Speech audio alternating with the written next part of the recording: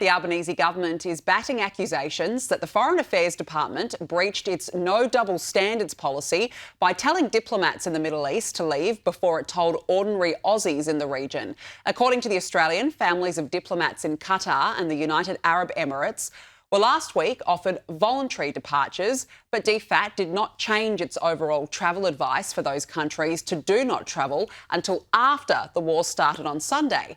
It means Aussies are now scrambling for seats on already scarce commercial flights out of the region, while countries, including the UK, France and Germany, have organised chartered flights for their citizens. Here's the Foreign Minister Penny Wong's excuse. Really, the opposition needs to get their facts straight.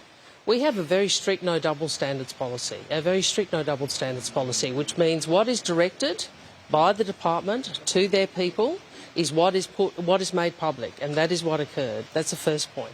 The second point I would make is our directions were in relation to Israel and Lebanon and some voluntary departures as well, all of which was made public. Now, I don't think, we certainly did not know that Iran was going to hit 10 countries in the region. And for those who are criticising, if they think they knew that, then they probably should have told us.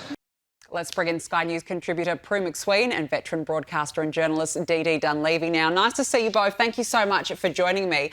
Prue, OK, even if Penny Wong is what she's saying, could be right there, that she really didn't know about an impending attack on Iran. What does it say, though, then about Australia's relationship with the US? Do they not trust us? We're totally on the nose, clearly, and untrustworthy, as Albanese has proven.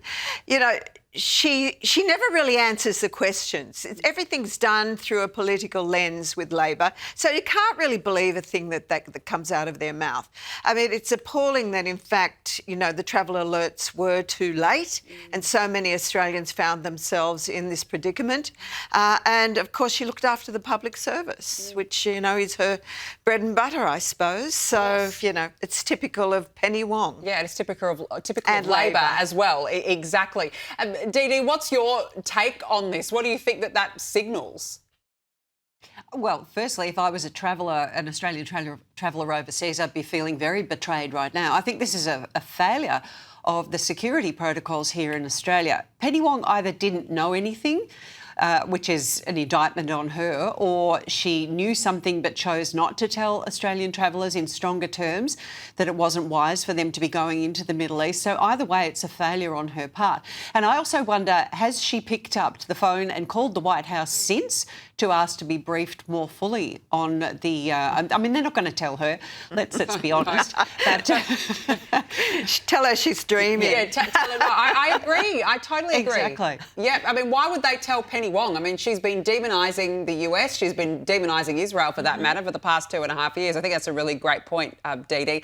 Now, meanwhile, the Prime Minister has today been busy cozying up to a known anti-Trumper. This is the Canadian Prime Minister, Mark Carney, who's on an official visit to Australia. Carney has addressed both Houses of Parliament, calling for stronger ties between the two countries to avoid being dictated to by the US. I found it quite interesting, Prue. He basically...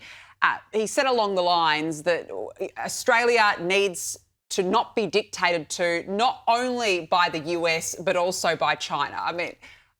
The US is our number one ally, for goodness sake. Is he really suggesting that we could go alone without them? This bloke is seriously on the nose with Trump. Why would anyone be taking any advice and wanting to get into bed with him, for God's sake? As it is, Albanese, for all that he's done in his past, is really a bit on tentacles, I think, with Trump as well.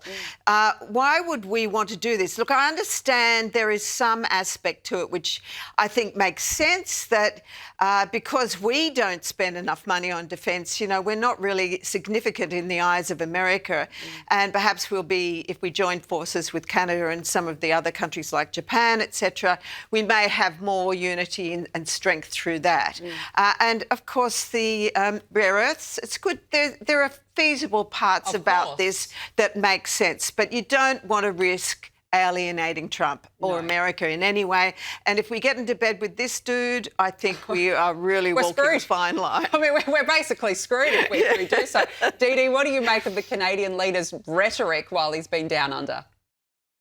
Well, I think he's someone that I certainly don't have a lot of confidence in. I think he's yet to prove himself. Remember, he came to power when Trump was having a go at Canada over the tariffs, and he has a strong economic background, I'll give him that, in finance.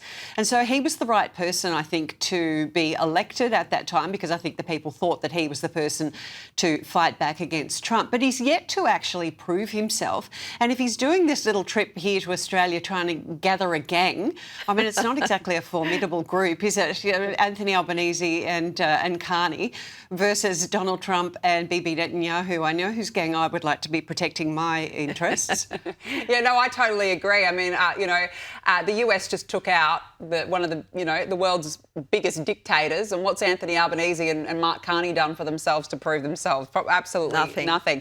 Now, look, we've been predicting this over the past few nights on this program, and Treasurer Jim Chalmers has already, as you can imagine, started blaming the Middle East for the failures of the economy. Here he was this morning telling Australians to brace for the worst. The full impact is still uncertain, but it's likely to be substantial. And we're upfront about that. We had our fair share of economic challenges even before the dramatic escalation of this conflict over the weekend. And this will put additional pressure on the global economy and on our own economy as a consequence.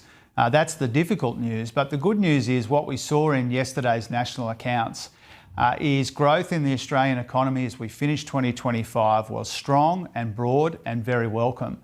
And it provides a really robust foundation from which to confront these new uncertainties that we're seeing in the world.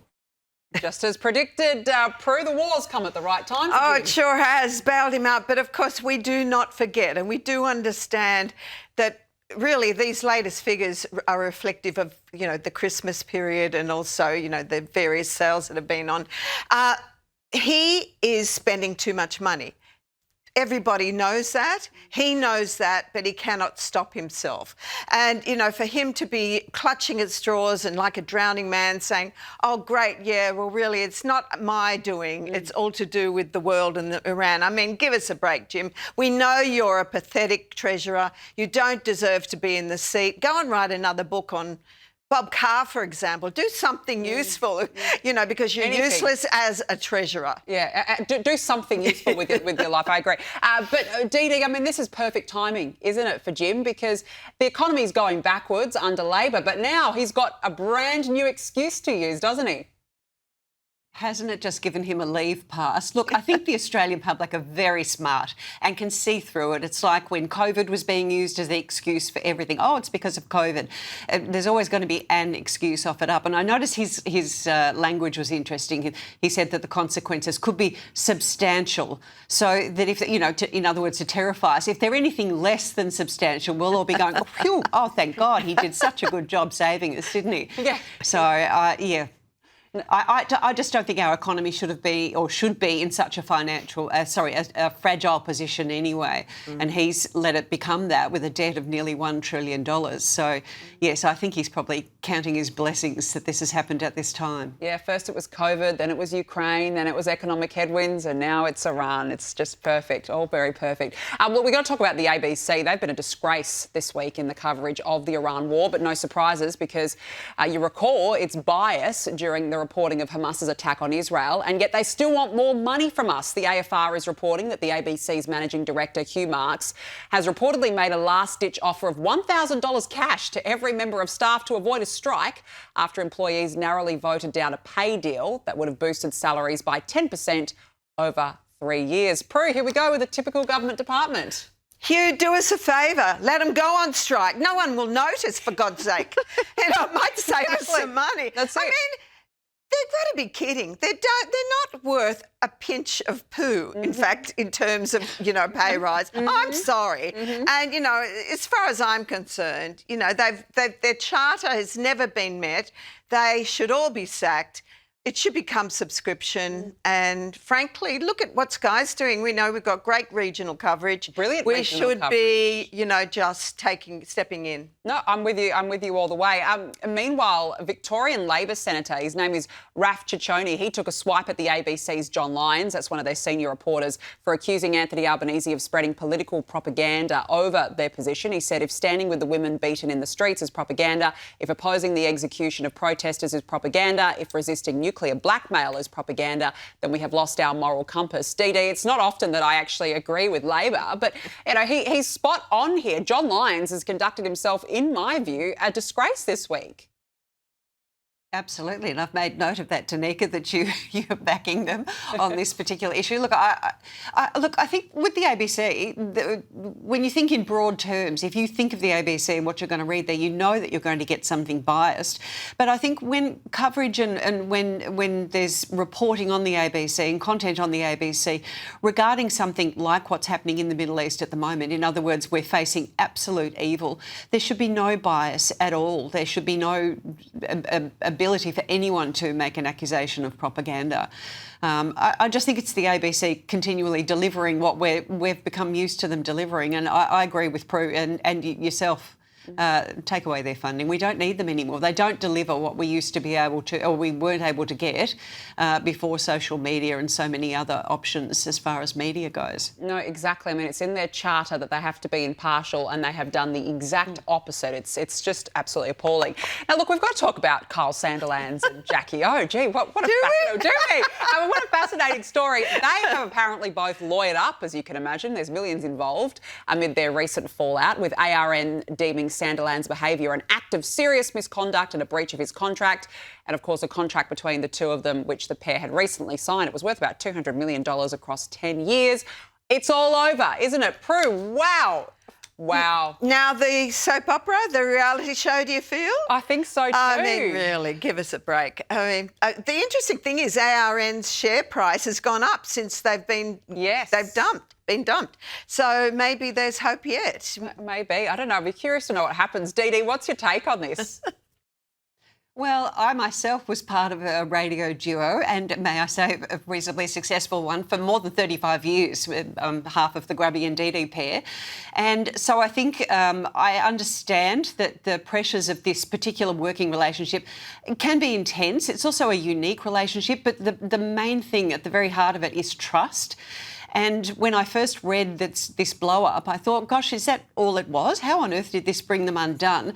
What that tells me is that there must have been a lot more going on behind the scenes. This is just the final straw in what was something that's obviously been building up between the two of them, because that particular incident to me looked like something that could have been discussed and sorted out if they are the good friends that we're led to believe that they've been for all these decades that they've been working together. It's also surprising to me, I wonder why the blowtorch hasn't been put on whoever thought it was a good idea in the first place to network that show.